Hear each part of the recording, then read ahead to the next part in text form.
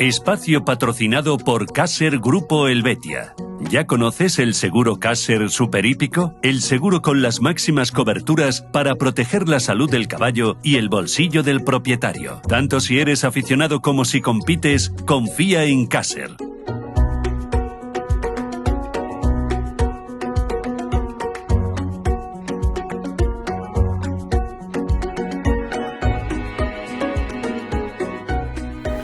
Bueno, señoras, señores, ante tanta historia, ante tanta capacidad, ante tanta bondad por el mundo del caballo, ante tanta pasión, para mí es un honor tomar la palabra desde aquí.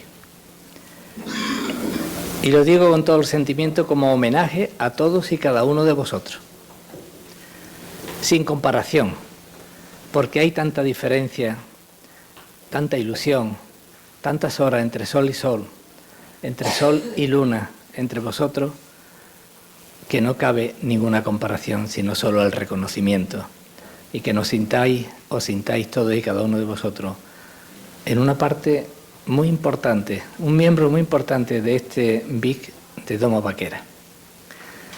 En primer lugar, por supuesto, agradecer a las autoridades, porque han hecho una labor encomiable, los que están presentes y los que no, pero que han trabajado muchísimo por este logro.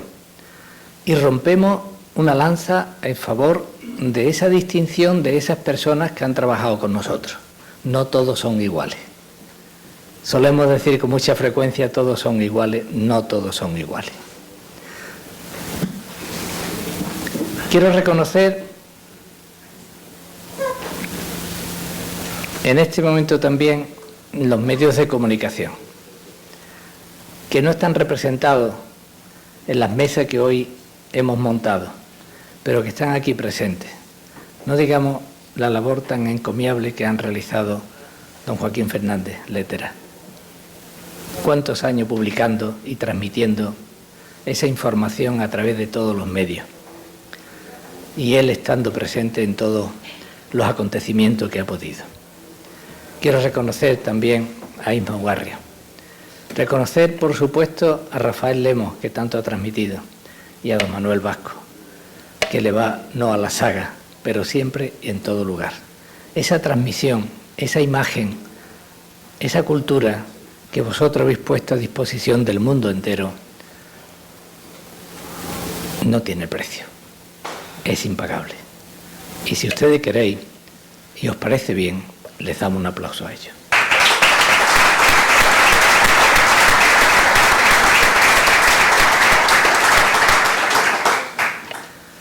Señores, don Luis Maillo, historia viva de la Doma Vaquera, no solo ya como rejoneador, como juez, como aficionado, como escritor y difusor de esta maravillosa obra de nuestra tierra. Don Antonio José López, la frenería más antigua de España, Frenería López, nada más y nada menos que ese lugar tan majestuoso y maravilloso de Cortegana. Fernando Vidal, no hay que decir más palabras en la guarnicionería de nuestra tierra y en el aporte que se le ha hecho a todos los jinetes y a todos los aficionados de la Doma Vaquera. Y Toto Miura, don Antonio Miura, el campo, la ganadería brava más emblemática del mundo. Tardáis mucho tiempo en darle un aplauso de bienvenida.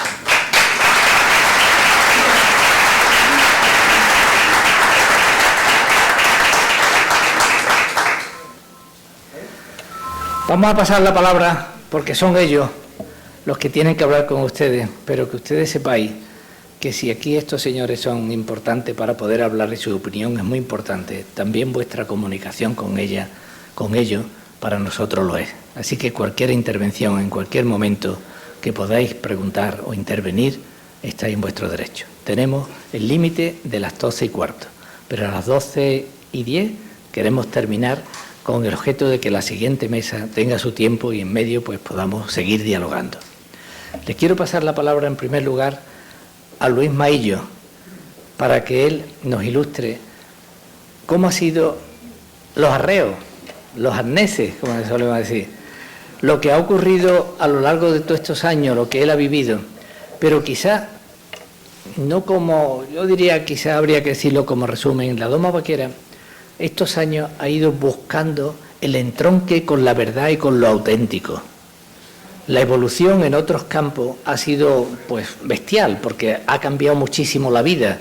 Fíjate, nosotros empezando a escribir a máquina así con los 2 deditos y ahora ya con los dedos gordos como los niños los ordenadores. Hemos cambiado en tantísimas cosas, pero la Doma Vaquera ha buscado siempre la verdad y la búsqueda de la autenticidad, con esos cambios que ahora ellos pondrán de manifiesto y vosotros también. Luis Maillo, cuando quiera, puede iniciar su intervención. Yo creo que, aparte de dar las gracias a los organizadores, a las autoridades y todo, por la delicadeza que han tenido para invitarme, al fin y al cabo lo que estamos viendo esta mañana es una cadena de emociones. Esa cadena de emociones no las quiero cortar, quiero aprovechar lo que ha dicho nuestro gran amigo Lomo, lo que ha dicho el gran maestro de la aguja, de la sastrería, y es que de entre todas las regiones no hay atuendo más sencillo, sin costosas guarniciones, sobrio de tela y bolsillos y algún derroche en botones. Solamente el chaquetón mantiene por tradición rumbo, gala y majeza, y el traje la condición de franciscana majeza. Aparte de esto, hemos hablado de los palacios, y yo recuerdo con mucho orgullo que el primer concurso de Doma Vaquera que se celebra en los palacios y que ha servido también y que ha salido a las fotos en muchos sitios, yo tengo y lo tengo a orgullo estar en esa foto del primer concurso de Doma Vaquera de los palacios. Y que además me diera el trofeo don Juan María Maestre y Lazo de la Vega. Dicho esto, la Doma Vaquera, hay algo que no me gusta cuando escucho, es que lo de antes, es que antes se pegaba, es que antes no lo haríamos muy bien, pero no lo haríamos muy mal, porque lo que hoy tenemos es una consecuencia de cómo ha ido evolucionando esa doma. Hay que tener en cuenta que cuando esto se empieza en el año 68, cuidado que han pasado ya muchos años, cuando no había autonomía, sino que estaba la Delegación del Sur, que el presidente era un teniente coronel, don Rafael Damián Costi, que era el teniente coronel del depósito de cementales de Córdoba. Él, como ha recogido don José Fuentes, se hizo el primer amago de una... no me gusta repris, tenemos un vocabulario muy rico para tener que utilizar palabras extranjeras. Y entonces lo que sí ha cambiado muchísimo, afortunadamente, y bajo mi punto de vista, quiero resaltar la estabulación de los caballos, la cuadra de los caballos. No tiene punto de comparación con lo que teníamos de los picaderos de aquella época con las cuadras que tenemos hoy. No me quiero extender, solamente voy en plan telegrama. Y otro factor importante también que ha evolucionado es el herraje. El herraje que es fundamental, porque nos podemos quedar con un caballo cojo por un clavo. Entonces, yo recuerdo tener el herrador y decirme un día, he dejado el caballo, no ve usted lo bonito que se ha quedado. Digo, mañana está cojo. Claro, porque cuando se iguala un caballo, cuando se quiere herrar, no hay que fijarse abajo, hay que fijarse de donde viene arriba. Y entonces, cuando empiezan a dejarlo bien, pues está. Entonces, dos cosas que han evolucionado. Los hierros de la embocadura, estará conmigo, hoy son más anchos. ¿Por qué? Porque los caballos, a base de la alimentación y de la selección, la embocadura es más ancha. Los bocados, yo tengo 156 hierros vaqueros, contados además, no me estoy tirando ningún pego. Y de los antiguos, que hay por 100 y pico, hoy no se le puede poner prácticamente a ningún caballo. E incluso poniéndole las gomitas que se le ponen y tal, no da gusto. Por lo tanto, otra de las cosas que hemos evolucionado. Antes teníamos que adaptar el bocado al caballo, le poníamos unos rodillos, le poníamos salvalengua, hoy tenemos una variedad en el mercado que nos evita muchas veces el tener que modificar los hierros, que raro era el jinete, quien montaba, estoy hablando de jinete, no el que se monta y da un paseo, que no lo había modificado, no le había puesto algo en el hierro, le poníamos algodones, le poníamos, es decir, hoy también se ha avanzado mucho en cuanto a eso. Otro factor importante que yo he observado en los jinetes es que antes teníamos un caballo y el caballo tenía que servir. Y nos montábamos en el caballo y tenía que dar la media vuelta y tenía que ir de costal, que a lo mejor el caballo anatómicamente o mentalmente no era el animal adecuado. En cambio hoy, antes de empezar, además, ya he visto y tal, que los jinetes empiezan a fijarse en la anatomía del caballo para ver cuál es, a dónde le pueden sacar mayor rendimiento con el mínimo esfuerzo. Por supuesto, ha evolucionado también las monturas. La montura es fundamental para el caballo. Cuidado, la montura vaquera no es ningún invento. Esto lo hemos discutido y lo discutí yo mucho con Luis Ramos, porque ya no, es que esto se ha inventado por la parte de Jerez, el albardón jerezano. Si nosotros en el 711, que empieza y entran los árabes por Algeciras, nos encontramos, no sé si alguna vez os habéis montado en una montura árabe. Yo me he montado ya incomodísimo, por lo menos para mí, pero es una montura vaquera. Es una montura vaquera, no tenemos que inventar nada. Lo único que hemos hecho es agrandar el estribo, porque nos ha servido como defensa. Poner una almohadilla cómoda para poder estar muchas horas a caballo. Pero tanto la montura árabe como la montura vaquera hay que tener en cuenta que necesita mucho espacio en contacto con el caballo para poder repartir el peso. Claro, el que se monta o la montura o el caballo que se utiliza media hora, una hora al día, pues no hace falta. Pero como antiguamente, y aquí tenemos a don Antonio Miura, cuando se le echaba la montura a la punta del sol, a mediodía se amarraba donde podía mientras comía el vaquero y se montaba por la tarde y se tiraba 8 horas con la montura, había que repartir ese peso y por eso tiene esa forma, además para que durara más se empellejaba, cosa que hoy pues no creo que no se empelleja. Y lógicamente... Sí se empelleja. No, pero me refiero a una cinta. Entera también se empelleja. Todavía gente con ese gusto antiguo que le gusta esa silla. Sí, bueno, seguimos recuperando tradiciones. La forma, el recogerla de atrás para que no molesten los cuadriles, la salida para que sea más cómoda, ha evolucionado y bendito sea Dios y seguirá evolucionando. Otro factor también que muchas veces he observado, tanto en conferencias,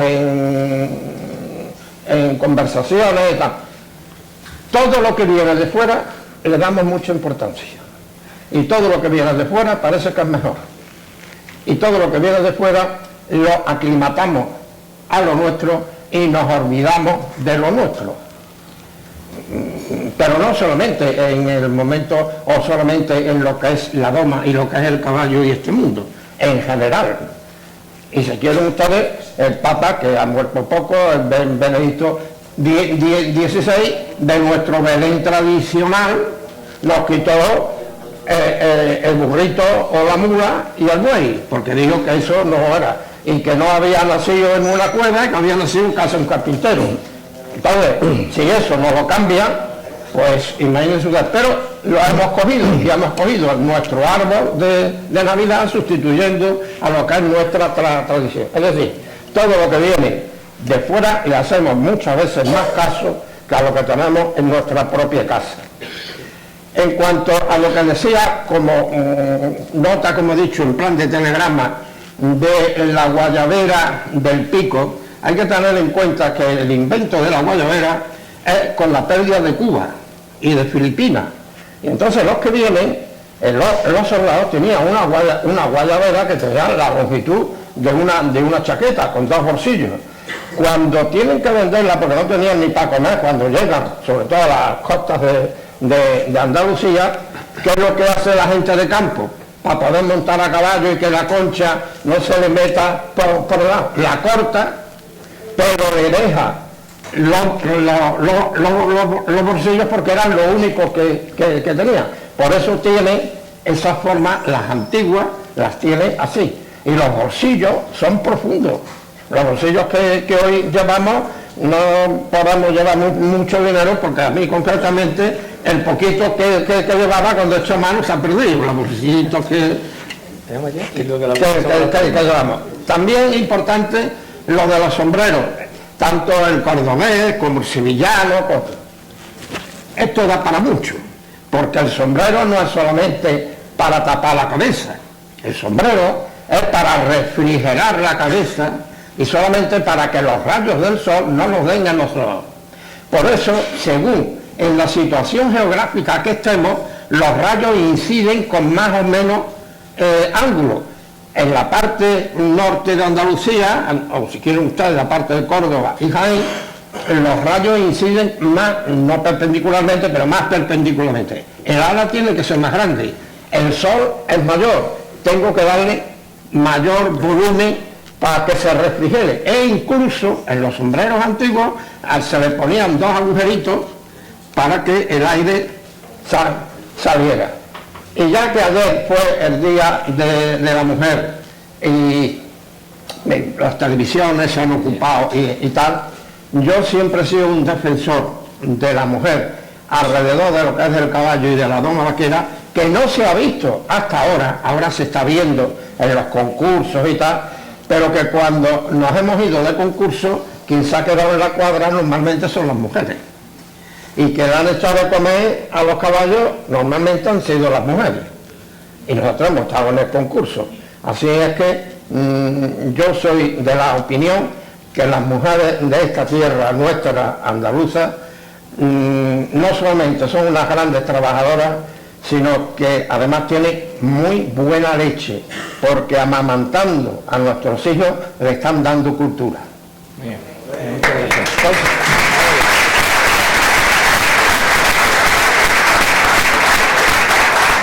Muchas gracias.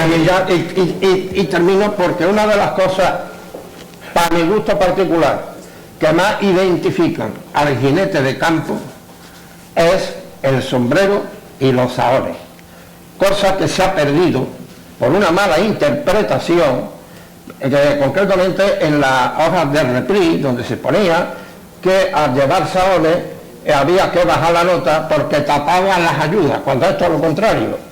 Cuando se llevan saones y mueve uno, el sajón está diciendo de tal, lo que hace falta que los sajones estén cortados para montar caballos y no para llevarlos, para lucirlos en una feria.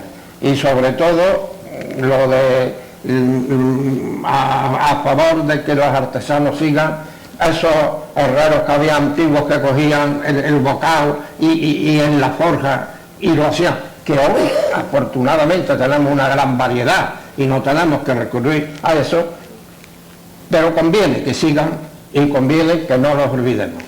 Bien, muchas gracias. Muchas gracias.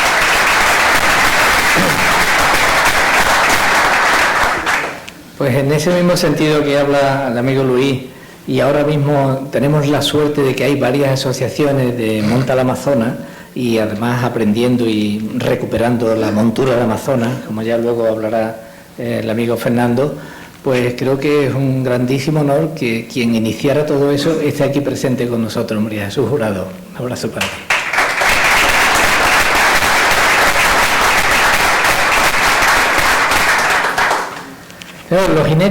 Los jinetes han sido siempre un colaborador imprescindible de los artesanos, un colaborador imprescindible de todos los profesionales que han hecho algo alrededor del caballo. Ellos siempre han estado en comunicación interactiva continua. Me interesa más esto, quiero mejor esto, quiero esto más ancho, esta cabezada de esta manera, esta montura de esta otra.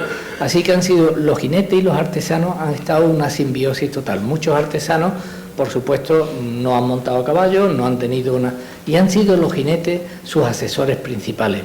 Y creo que eso es también digno de reconocer, porque también han sido los artesanos muy receptivos a cambiar las cosas en función de las necesidades que se le han planteado por parte de los jinetes, igual que ha dicho don José Berenguer antes, que se ha sido receptivo a algunos cambios en función de las ayudas o las peticiones que le han hecho los jinetes, ¿no?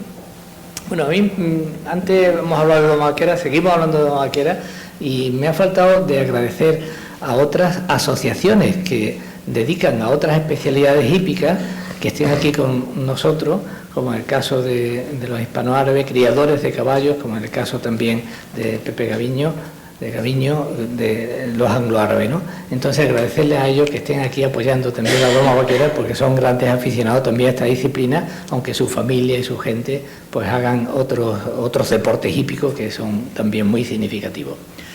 Bueno, pues nos hemos criado los que digamos, ya pues bueno, tenemos muchos años, ¿no? Yo creo que hace más de 50 años veníamos, y había que reconocer, quien no está aquí, hay que reconocer pues a José Panadero, su hijo Pablo ahora que está siguiendo, que era el artesano que teníamos para todos los hierros que necesitábamos en aquel tiempo, ¿no? Luego había otros artesanos más del hierro, pero bueno, estaban dedicados a lo mejor a las ventanas, y además una época muy difícil para los hierros vaqueros, porque era una época de la emigración y todos los grandes herreros que había en los pueblos se habían ido a Alemania, a Suiza, a Francia, no había. José Panadero siempre estuvo ahí para hacernos esos hierros.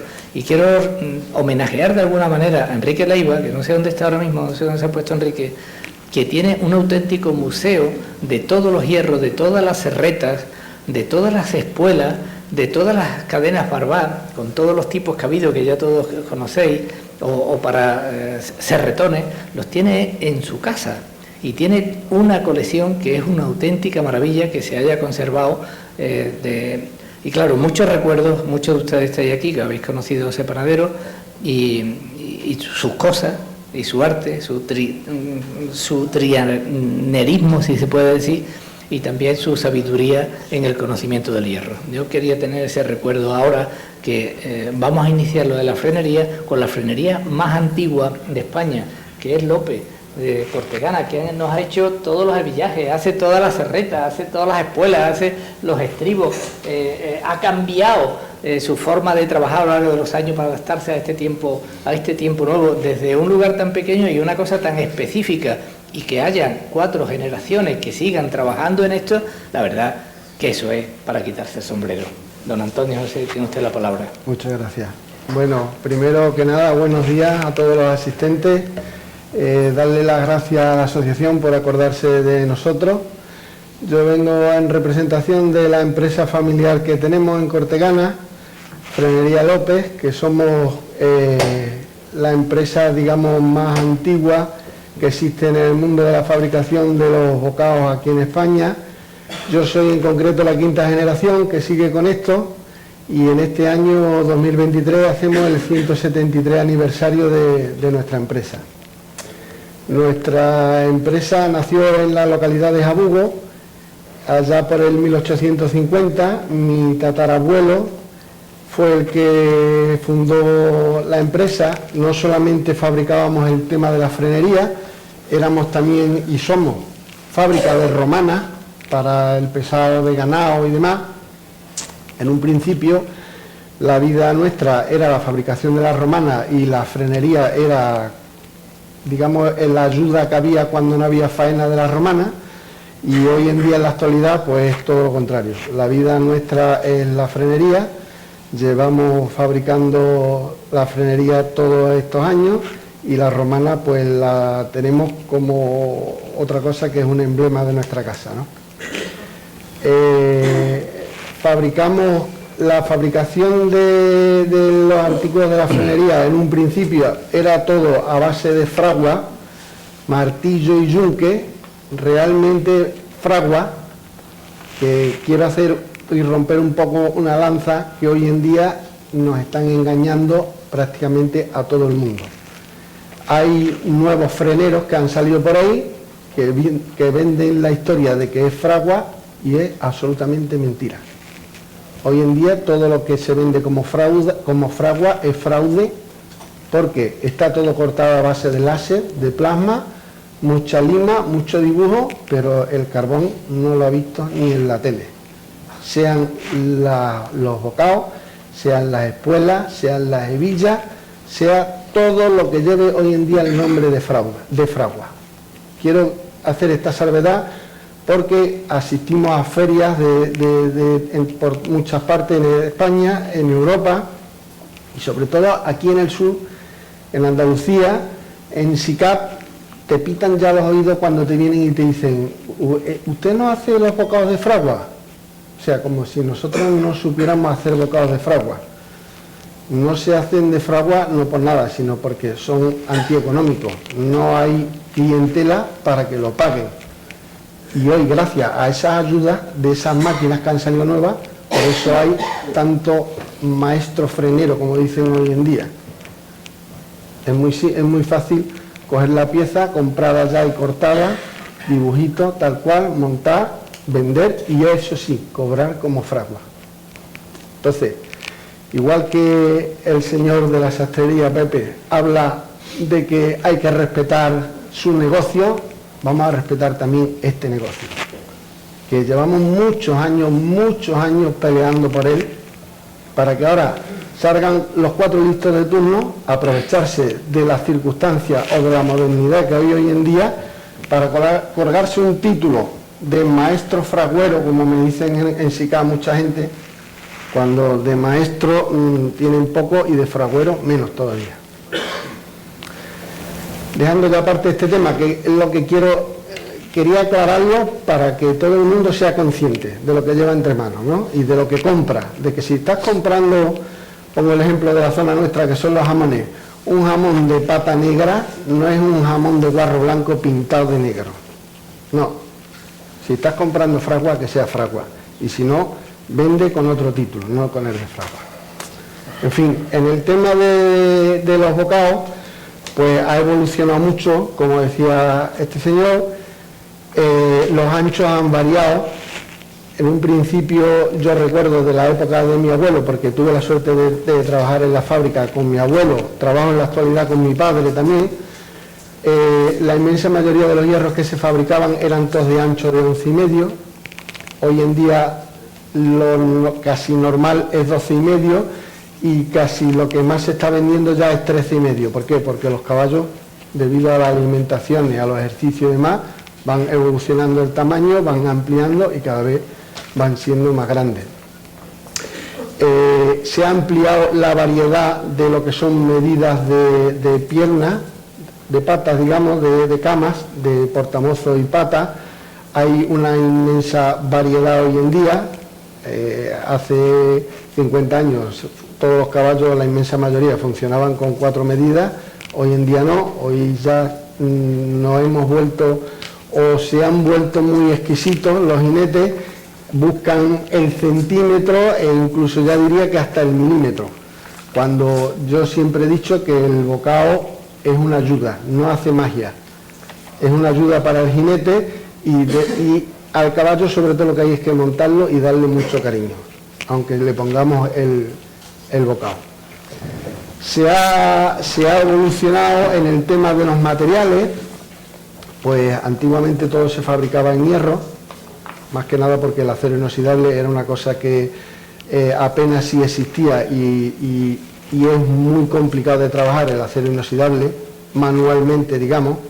Nosotros, parte de la fabricación la hacemos mecánica, un 70% lo hacemos manual todavía, pero para conseguir perfección y que las piezas vayan bien, que las embocaduras estén centradas, que los puentes vayan derechos y que todo vaya como vaya, nos ayudamos de maquinaria y de moldes para que la cosa salga bien. La fragua, si se caracteriza, es por la imperfección, no por la perfección. Y hoy en día, si vemos todo esto que he comentado anteriormente, va todo perfecto. En el tema de hebillaje se ha evolucionado también con distintas medidas. Los herrajes se le han metido también el acero inoxidable. Pienso que hoy en día se debería de tender ya más al acero inoxidable que al hierro. ¿Por qué? Porque te evita la oxidación, de que los arreos vayan limpios, vayan bien, pero que tenemos por lo nuestro, lo que es el color negro, que siempre ha sido los hierros y todos los herrajes, ha sido hierro pavonado. Pues el acero inoxidable se puede conseguir, hoy en día conseguimos igual, acero inoxidable negro. Asistimos a romerías, asistimos a eventos por ahí y a lo mejor me tacháis o me tachan de antiguo, pero a mí me gusta lo nuestro. Si lo vaquero es negro, ¿por qué tenemos que ir con otros colorines? ¿Y por qué tenemos que ir con otros colores y otros que si envejecido, que si blanco, que si no sé qué, que si no sé cuánto? Vamos a pelear por lo nuestro. Que si los hierros tienen que ir negros, que vayan negros, por favor. En ninguna disciplina inglesa, western, maremana, camarguesa, a ninguno lo sacas de lo suyo, de su raíz, de su tradición. No verás a un inglés con una silla inglesa y unos estribos vaqueros. Sin embargo, aquí vemos una silla vaquera con unos estribos ingleses. A mí eso, por lo menos, se me saltan los ojos de la vista. Podemos adaptar un estribo vaquero que sea más pequeño, más reducido, para que te sea más cómodo a la hora de la doma del trabajo y usar una cosa que vaya en consonancia con lo nuestro. No coger cosas de otro sitio y meterlo en lo nuestro.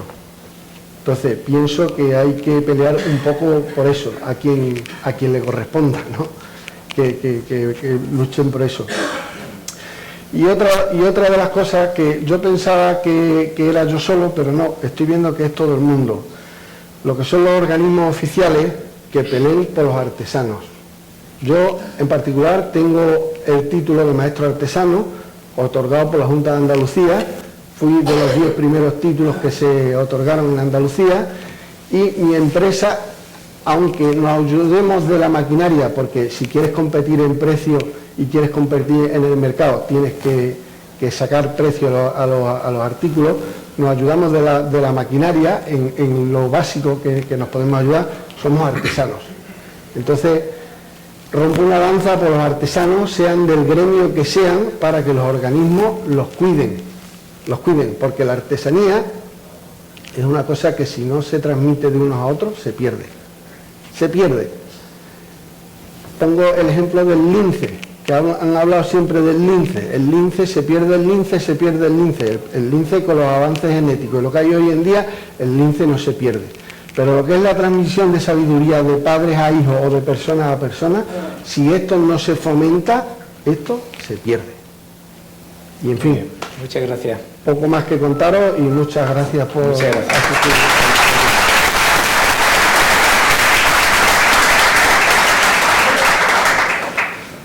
Hemos hablado de los palacios, de la importancia de los palacios y con ese nombre la importancia de tantos otros pueblos que han aportado con sus concursos y con sus hermanas, en fin, muchos pueblos han aportado a la doma vaquera. Pero yo quiero también nombrar a la Puebla de Río, ahora en este momento que hablamos también de arneses, ¿no? Y de arreos, que antes se ha citado los sajones, pero la Puebla aporta muchísimo. Y antes salió una fotografía de don Ángel Peralta. Creo que merece un recuerdo esa personalidad tan maravillosa y tan fantástica y tan extraordinaria para todo lo nuestro, ¿no? Y la Puebla. Pero, porque nos vamos a pasar a Coria, todo lo que antes se hablaba ahora de los hierros, pero quizás todos los arreos, todos los arneses, toda la parafernalia que puede adornar un caballo, Yo caí un poco en esa cuenta un día en la Feria de Sevilla hace, pues unos 40 años, 50, con Cayetano Tirado, que hoy no está aquí, pero también creo que merece la pena nombrarlo. Y venía un señor que no le faltaba ni un pelo ni un detalle a su caballo. Y le dice Cayetano: amigo, se ve que está usted blanqueando el guadernés. Se ve que está usted blanqueando el guadernés, porque el caballo lo llevaba todo. Entonces, ahí todas esas cosas, naturalmente, habrá que pensar, y ya don Antonio también nos hablará, pero también no solo el artesano de las monturas, de las cabezadas más importante que hemos conocido, que es Casa Vidal, también nos hablará de otros elementos que se puedan poner, si están, no están adecuados, donde se ponen, pecho petral, en fin. Ya se ha quitado bastante, pero de la alta escuela a la vaquera pues se pasaban muchas cosas, como pueden ser los atacolas y otras cosas parecidas, ¿no?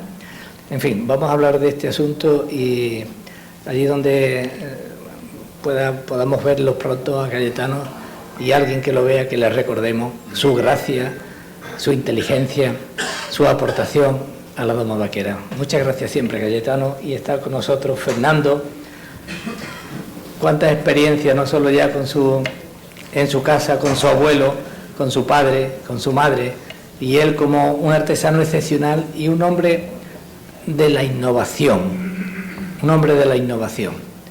pero al mismo tiempo es también es un profesional del comercio de todos estos elementos que pueden llevar un caballo para el bien de la competición, para el bien de la cultura hípica, que es donde estamos hoy, bien de interés cultural, y para el bien del reconocimiento, como decíamos nosotros antes, de la autenticidad, de la verdad y de lo esencial. Fernando, cuando usted quiera. Hola, buenos días a todos. Antes de nada, pues agradecer a todos los que estáis aquí, a los que nos acompañáis, a la Asociación Nacional, que sin ello no hubiera sido posible hecho, a todas las autoridades que han tenido en bien reconocernos esta herencia, algo tan bonito y tan grande como es la doma vaquera. Muchas gracias a todos. Y bueno, yo, al igual que mi amigo Antonio, pues vengo 3 generaciones de guarnicenería que, al igual que Antonio, pues también deriva, porque mi abuelo no empieza haciendo monturas de caballo, mi abuelo empieza arreglando los arreos de un porbero que tenía su abuelo, con lo cual el hombre se le daban bien las costuras, y nada, en 1920 el hombre se instala en la calle García Vinuesa, con muy pocos medios, pero con muchas ganas de hacer cosas. Ese hombre siempre tenía ganas de innovar y de que cambiara un poco también el tema de las sillas en los caballos. He tenido la suerte de eso, de heredar no solamente un negocio, sino de heredar también esos conocimientos de los que también hemos hablado anteriormente, de los que hablaba Pepe. Heredar eso, pues no es solamente heredar que te enseñen a coser, heredar es que te enseñen a ver lo que estás haciendo, a como también ha dicho Manolo, a escuchar a quien realmente usa tu silla. Y ellos son los que realmente llevan la evolución de nuestro trabajo a donde está hoy en día. Antes le dije a don Luis que se seguía empellejando, pero se sigue empellejando porque hay clientes que lo piden, hay clientes que quieren llevar su montura de centeno empellejada como hace, no sé, tal y como la conocemos en el estudio que hicimos con mi amigo Juan José Torrescusa, tengo la suerte de tenerlo aquí. Creo que desde el año 1840 o un poco antes se conoce la silla vaquera tal y como la vemos hoy en día. Entonces, a ver, esta evolución que estamos teniendo hasta ahora ha cambiado poco en cuanto a estética, pero lo que es el asiento, almohadillado, todo ha cambiado muchísimo, pero gracias a los jinetes, que son los que nos llevan. Otra parte de la evolución grande de la silla vaquera ha sido pues los caballos también. Los caballos morfológicamente hoy en día no son como los caballos que había antes. Yo recuerdo sillas antiquísimas de mi abuelo que hemos arreglado, que hemos estado, y las sillas eran muy estrechas. Yo creo que los caballos también no solamente era un hobby, sino que también era un medio de transporte, una forma de vida, y los caballos, pues, los medios también pues, eran menos para alimentar los caballos, y los caballos de hoy en día pues están mucho más, morfológicamente son totalmente distintos, y los guarnicioneros nos hemos tenido que adaptar a esa morfología. Manolo ha dicho lo del tema de la innovación. Es cierto que a mí me gusta mucho innovar, me gusta mucho aprender de los que más saben, me gusta mucho escuchar a todos, al que más sabe, al que menos, pero me gusta escucharlo a todos porque siempre alguien te puede aportar algo nuevo. Y en cuanto a la innovación, es que es curiosísimo, que es verdad que hemos innovado mucho en formas, en materiales. Hoy en día se usa la fibra de vidrio, que fue una evolución enorme, fibra de carbono, fibra de Kevlar, pero se sigue utilizando el centeno. El centeno no se ha quitado, no se ha descatalogado, porque es el que nos ha traído aquí, a donde estamos hoy. Es el que nos ha traído aquí, es el que ha paseado a tantísimos y tantísimos aficionados por todas las ferias, por todos los campos de Andalucía. Hemos evolucionado mucho, pero curioso, en la casa de nuestro amigo Rafael Salado, hicimos una presentación así, como hecho de la evolución de los arneses, y es curiosísimo que la última silla que hemos presentado, la base de esa silla, está inspirada en la silla más antigua que yo tengo de mi abuelo. O sea, es que es curiosísimo, y nos fijamos en eso, no solamente por cómo estuviese hecha, sino para qué se usaba. Antes no solamente se usaba para un paseo, sino que se usaba para todo, para ir, venir, para el campo, para trabajar, para todo. Entonces la silla realmente estaba bien diseñada, bien planteada para darle comodidad al caballo y para darle comodidad al jinete.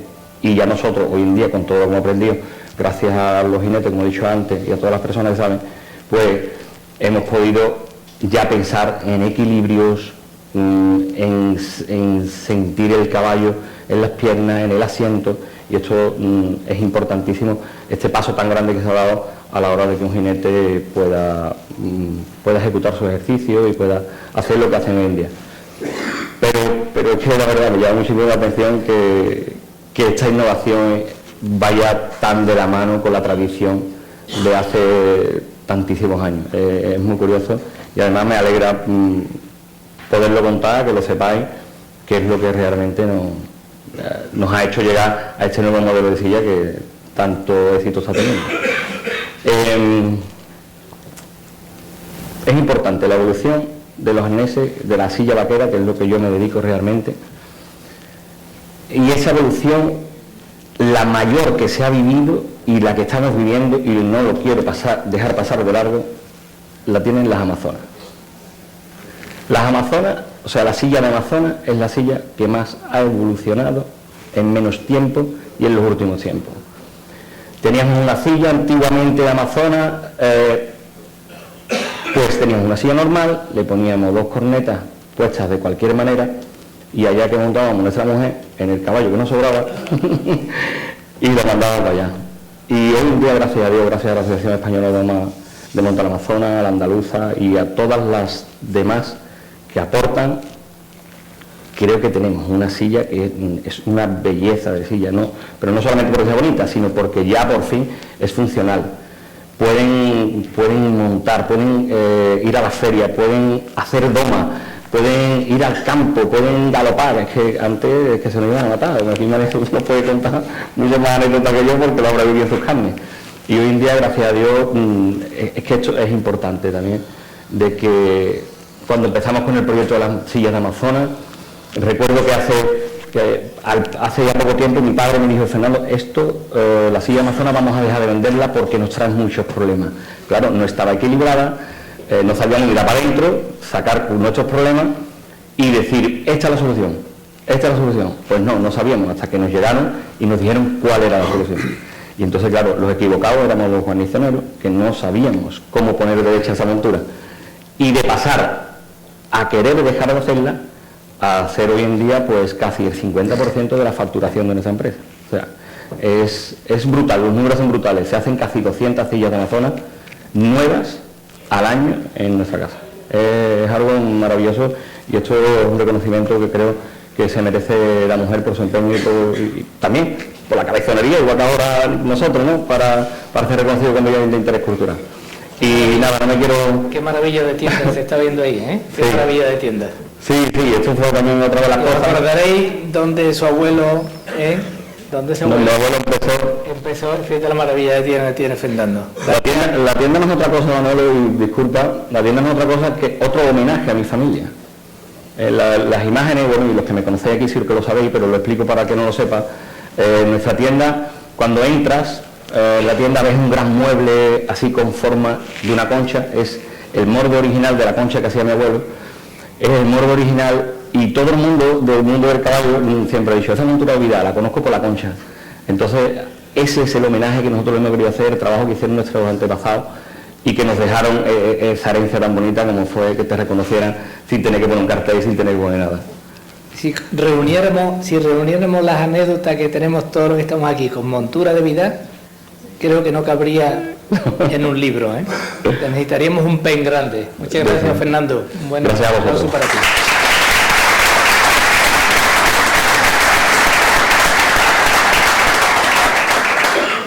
Don Antonio Miura, Premio Nacional de las Bellas Artes. Yo no, la ganadería.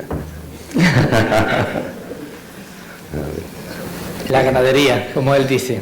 Premio Nacional de Bellas Artes. Qué poca gente puede contar eso y quién poca gente puede contar que haya un encaste con tanta enjundia, con tanto reconocimiento, con tanta dificultad, ese territorio del miedo, que es realmente el territorio de la verdad.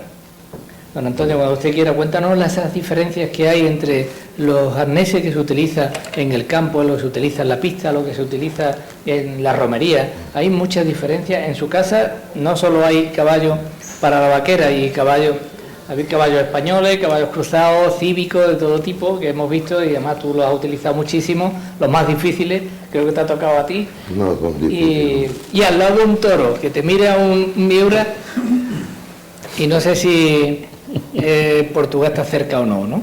Bueno, primeramente, buenos días, todavía buenos días, encantado de estar aquí, además de hablar de una cosa que creo que nos gusta a todos, ¿no? Cuestión de doma, vaquera, el caballo y el toro, ¿no? Entonces, eso primero. Te quiero hacer una pregunta, fíjate tú, que no tiene nada que ver. En mi casa en Tajariche hay una silla de don Antonio Miura, mi bisabuelo, y la ficha es de cerda. De cerda, sí señor. Ah. Sí señor. Sí. Es que cuando estaba hablando me estaba acordando porque está allí con los boquetes de los espolazos. A ver. Don Antonio Estoy hablando de la... me enseñó la primera que yo vi en mi vida haciendo yo un niño. A ver. Estoy hablando de la ganadería arranca en 1842 y es de la de, no la de su hermano, y las cabezas indudablemente son así de ancha, mucha más ancha, los mosqueros cortos, que nosotros seguimos con los mosqueros, nos gustan los mosqueros cortitos, pero bueno, ya es cuestión de gusto, mosquero largo menos. Bueno, con este inciso, dice, vamos a... Indudablemente la doma de campo del caballo y la doma vaquera que sale a pista, que ha venido del campo, son muy diferentes.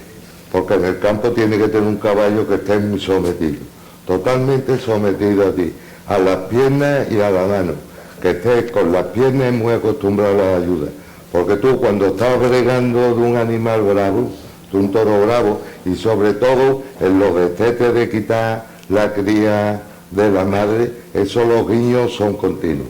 Entonces el caballo tiene que estar pendiente de la vaca, del ternero, de media vuelta, porque no son tantas vueltas, son media vuelta como mucho o cuarto de vuelta. El caballo lo tiene delante, el caballo está en las piernas y el caballo lo que está echando en las piernas, un cuarto aquí, otro cuarto aquí, un arreón para adelante que no me lo espero, otro parón, o sea, que por eso que tiene, oye, lo de los concursos, un mérito, porque son muchas horas lo que hay que echarle a los caballos para la doma, ¿no? Y en la cuestión de los hierros y de eso, el que el caballo necesite. Ten en cuenta que en aquella época, actualmente, afortunadamente, los mismos jinetes vaqueros del campo se preocupan más de una doma. Antes era hierro adelante, hierro atrás, y lo de en medio ya lo sabemos todos, ¿no? Lo que era, ¿no? Hierro adelante, hierro atrás y cojones en medio. Esa era la doma de hace muchos años en el campo. A ver. pero ya fue avanzando, cada vez ha ido avanzando más, las domas se han ido preocupando de que los caballos estuvieran domados desde un principio y domando poco a poco, pues cuando llegara la faena que ese caballo pues estuviera domado y sometido, ¿eh? Después peleamos con un caballo que tenga miedo o que no tenga miedo. El miedo es libre, hay caballos que no tienen miedo, un miedo normal, y hay caballos que tienen mucho miedo, ¿no? Y esa es la doma de campo principalmente, ¿no? No tiene otra. Esto es en breve, ¿no? Dice que las cosas breves doblemente breves, ¿no? O sea, esto es como todo, y es que cuando estás de faena, el reloj lo mira, y despacio, poco a poco, y sin mirar horas, y normalmente sale mejor que cuando estás mirando la hora. Yo tengo el libro de tu padre, y él leía a Philip y leía mucho. Mi abuelo. Mi abuelo empezó en la doma, él empezó porque estaba muy preocupado con la doma y un loco por la doma, y leyó muchos libros, y él cogió de Philip lo que cogió, que él creía que le iba a servir, que principal, bueno, eran las flexiones de mandíbula, que eso no existían, eso eran inimaginables, y le ponía el filete al caballo, y entonces sus flexiones, yo en eso lo seguía, pero eso es, como dice, doma que uno quería practicar y daba resultados, porque como ha dicho, yo la verdad, yo soy un enamorado del cívico, lo digo, de una rama del cívico, los que están en la jurada de Damaso y Barra, o sea, no de todos los cívicos. Y he tenido mucho de él, dice, el cívico manso como burro. Lo que el cívico tenía es una doma que tenía tú a mejor que ir más despacio. O sea, no querer correr esto, no, poco a poco. Además, entonces los cívicos venían cerreros, o sea, ya el cívico de ahora por lo menos viene amarrado y todo eso. Y entonces era despacito y pegarle y pelearte con él a gorda cuando tú supieras que la iba a ganar. Mientras que tú no lo vieras en condiciones, intenta convencerlo por la paz. Pero para mí, yo he tenido muchos caballos en la garrocha de cívico, muy buenos, y para las faenas de campo, por regla general, eran caballos que... Los cívicos de los cabezos. No, al lado, la jurada. Pero... El de Damaso, ahí era el Osorno y estaba la jurada, y lo de Damaso, lo de Luis Barra... Y Barra, que yo he hecho el árabe.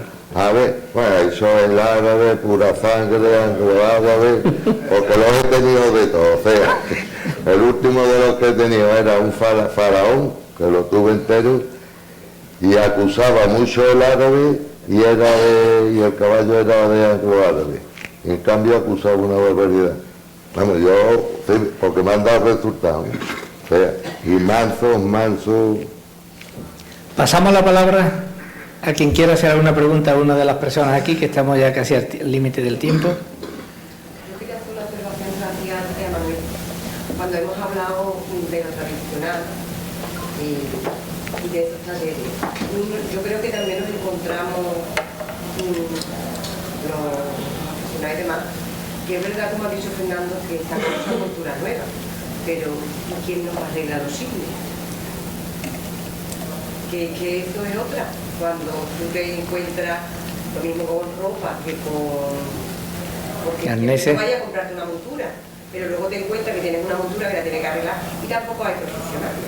Si puedo... Que el profesional de verdad se ha dedicado a la venta.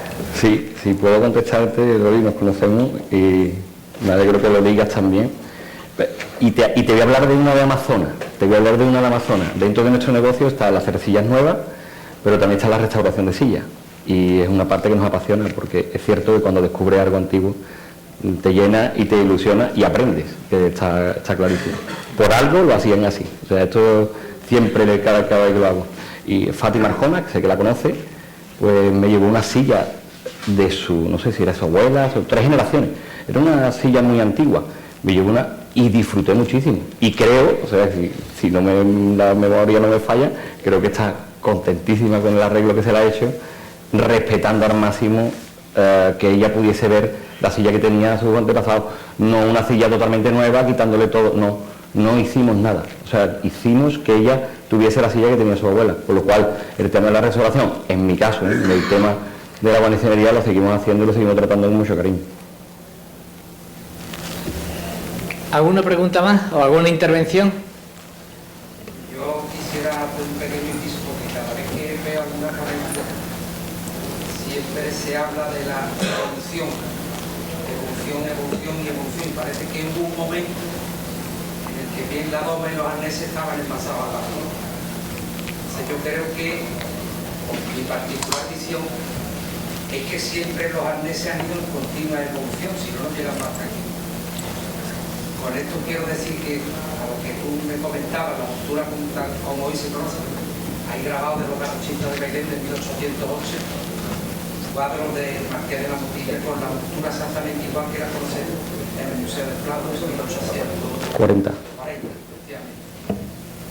Con esto lo que yo quiero decir, por ejemplo, yo lo he visto con mis propios ojos, un garrochista de la casa, como fue Joselito, que tengo la suerte de que haya pues, sea su sobrino y haya podido ver cosas de mi propia vista, y como son jinetes que en aquel momento, como conocen tanto mundo, incorporan al mundo del caballo una evolución.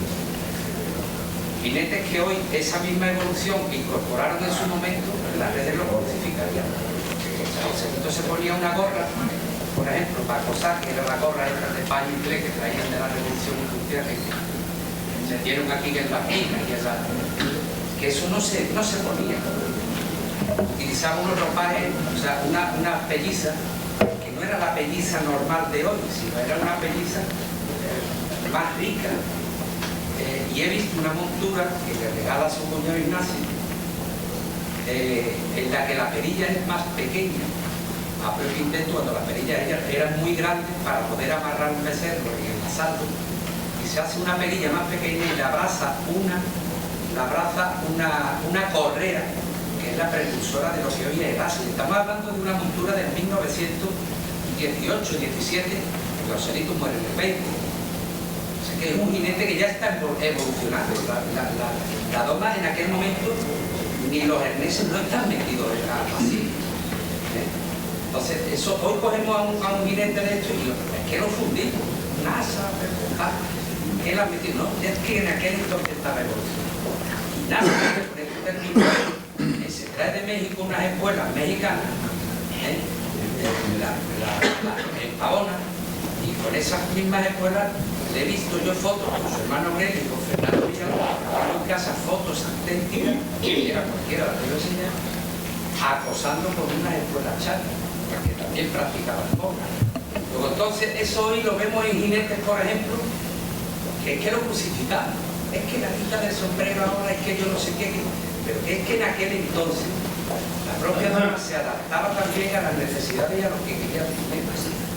Por lo cual la doma nunca, ni los arneses han estado parados, evolucionan, no por el modismo, por la funcionalidad del que le da el jinete. Gracias, Luis. Es que tengo que pasar una pregunta más y terminamos. Muchas gracias. Una última pregunta. Para que no parezca que la doma ahora se está despiporando y lo de antes era lo mismo. ¿Vale? Es que antes también había evolución. Guillermo. Bueno, estoy disfrutando. Guillermo García Palma, por favor. Estoy disfrutando muchísimo y la verdad voy a ser breve porque luego después tenemos lo de las tradiciones. Yo a raíz de lo que ha dicho este señor, que estoy bastante de acuerdo, quiero decir lo siguiente. Algunas veces, cuando todas las cosas tienen un recorrido, un bagaje cultural que se remonta a mucho más antiguo de lo que pensamos, de lo que nuestra memoria alcanza a querer defender, hay periodos que van subiendo y van bajando, y hay periodos importantes, periodos de oro, que se nos llegan a olvidar en pos de defender la tradición. Muchas veces la defensa que hacemos no es tal de la tradición, sino es tanto de la moda de cuando nosotros hemos estado de defensores de la tradición. Eso ha pasado mucho en el caballo español, que por ejemplo el neopurismo de los años 70, de los años 80, pues ha arrogado un poco en los cánones, el estándar racial, etcétera, de toda una raza que llevaba desde atrás. Entonces, a raíz de lo que ha dicho este señor, que yo estoy totalmente de acuerdo, si uno va, por ejemplo, a la armería real, ¿no?, de los Austrias, en el Palacio Real de Madrid. Ahí te encuentras albardas que son muy bien hechas para el tipo de caballo utilitario de la época. Es la monta española. Esa irradiación de monta española trajo muchos elementos y muchas derivaciones. La doma deportiva de hoy día, que los neopuristas dicen, no, es que esto es inglés, es que esto no es inglés tanto, es también una derivación de nuestra doma. Hablando pues en casa de la ganadería Miura, ¿no?, que aquí están dos de sus representantes, pero que yo, al igual que ellos, lo entiendo como un legado largo. Hablando de el sometimiento ese, se consigue mediante convencimiento, y cuando se tiene tiempo, pues el filete era un elemento habitual de nuestra doma. Eso debe de estar también recogido dentro de la doma vaquera, porque forma parte de nuestro acervo cultural. La doma vaquera es una derivación de campo, pero que viene de la doma española. El tipo de caballo, el caballo servidor, el caballo utilitario, esos elementos y los nuevos materiales, si los antiguos hubiesen tenido inoxidable o hubieran tenido otros materiales, por ejemplo, yo lo digo sin ningún complejo, hay un estribo de plástico que lo ha hecho López y que es fantástico. Antes no se podía, pero hoy lo tenemos, está siempre limpio. Si te caes con el caballo no le raja la barriga.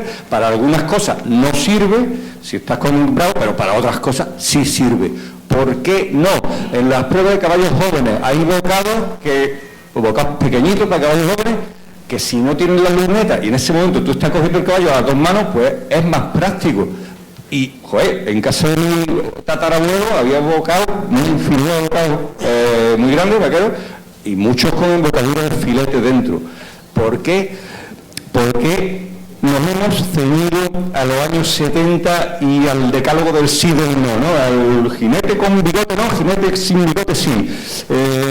Por ejemplo, otra chorrada que viene en el reglamento, las trenzas corridas son de los portugueses, tiene que ser, pues joder, lo incorpora a las castañetas. Si tú tienes un caballo que tiene las crines largas porque te gusta o por lo que sea, o porque en tu casa pues le hace una trenza corrida, que es lo más práctico y lo más socorrido en el campo. O sea, en definitiva, se trata de sumar en vez de restar, y eso engrandece lo que es el concepto identitario de la doma vaquera. Muchísimas gracias, Guillermo. Tenemos que sumar una mesa que viene a continuación. Nosotros hemos pasado de tiempo. Yo quería decir que, como estamos viendo aquí, los sabios, vosotros que sois sabios, no lo sois solo por lo que sabéis, sino también por lo que deseáis seguir aprendiendo. Y como dice nuestro amigo Leonardo Quintanilla, estamos empezando con el BIS de la nueva vaquera. Esto es solo el principio, nos quedan muchas cosas por delante. Creo que ha sido una mesa absolutamente de lujo y tenemos que repetirla, se nos ha quedado muy corta. Muchísimas gracias.